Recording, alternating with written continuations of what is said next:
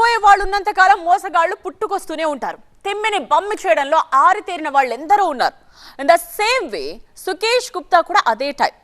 గోరంత పెట్టుబడి కొండంత రాబడి వచ్చే ప్లాన్ ఉందంటూ ఒక వ్యాపారికి నగల పెట్టే కథ వినిపించాడు. ఆ కథకు ఫ్లాట్ అయిపోయిన వ్యాపారి కోట్లు కుమ్మరించాడు. క్యాలెండర్ మారేసరికి వ్యాపారి కల తలకిందులైపోయింది. ఇంతకీ ఎవరా చీటర్ సుకేష్? ఏంటా నగల పెట్టే కథ? ఈ నగల్ని చూడండి. నిజాంకు చెందిన గోల్డ్ ఆర్నమెంట్స్ ఇవి. కాకపోతే ఇలా విడిగా లేవు, బాక్సుల్లో ప్యాక్ చేసున్నాయి. అవి కావాలా నాయనా అంటూ టెంప్ట్ చేశాడు ఒకడు. మంచి అవకాశం మించిపోతే ఎలా అని కక్కుర్తిపడ్డారు ఇంకొకరు.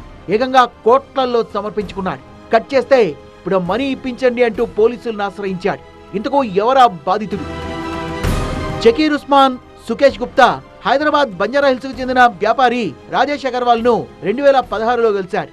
నిజాంకు చెందిన 5 బంగారు నగల పెట్టెలు survey and land record commissioner కస్టడీలో ఉన్నాయని, వాటిని విడిపించడానికి ఆర్థిక సాయం చేయాలని కోరారు. ఊరికే వద్దు, చేసిన సాయానికి మంచి వాటా ఇస్తామని నమ్మించారు. ఆ మాటలకు కరిగిపోయిన రాజేష్ అగర్వాల్ జకీర్ సుకేష్ లతో ఎంఓయూ చేసుకున్నాడు. ఒప్పందంలో భాగంగా విడతల వారీగా 50.80 కోట్ల రూపాయలు ట్రాన్స్ఫర్ చేశాడు. గతంలో తెలంగాణ ప్రభుత్వం ఆభరణాల పెట్టెల్ని విడుదల చేయాలని ఆదేశాలు ఇచ్చింది. క్రమంలో జకీర్ సుకేష్ రహస్యంగా వాళ్ళ పేరు మీద ఉన్న ఆభరణాలని విడిపించుకున్నారు. రాజేష్ అగర్వాల్ నుంచి తీసుకున్న నగదును ఆభరణాల విడుదలకు ఉపయోగించకుండా రియల్ ఎస్టేట్, జ్యువెలరీ కంపెనీ ఖాతాలకు మళ్లించారు.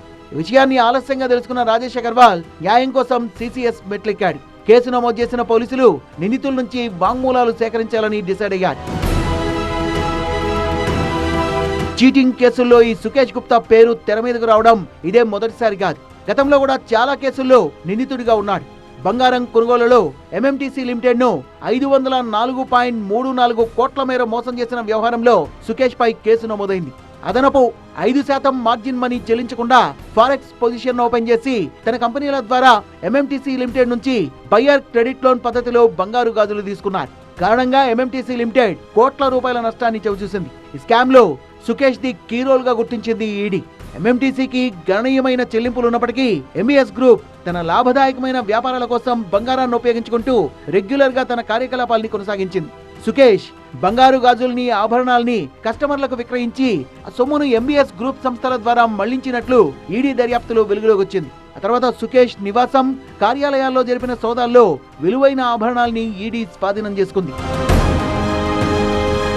నిజాం నగల పెట్టెలకు సంబంధించిన వ్యవహారంలో సుకేష్ A2గా ఉన్నాడు. వ్యాపారి రాజేష్ అగర్వాల్ నుంచి తీసుకున్న మొత్తాన్ని ఎక్కడకు మళ్లించారు, ఏ వ్యాపారాల్లో పెట్టుబడిగా పెట్టారు, అలాగే నగల పెట్టెలపై వీళ్లకు ఓనర్షిప్ ఎలా వచ్చిందనే వివరాలపై సిసిఎస్ పోలీసులు లోతుగా దర్యాప్తు చేస్తున్నారు.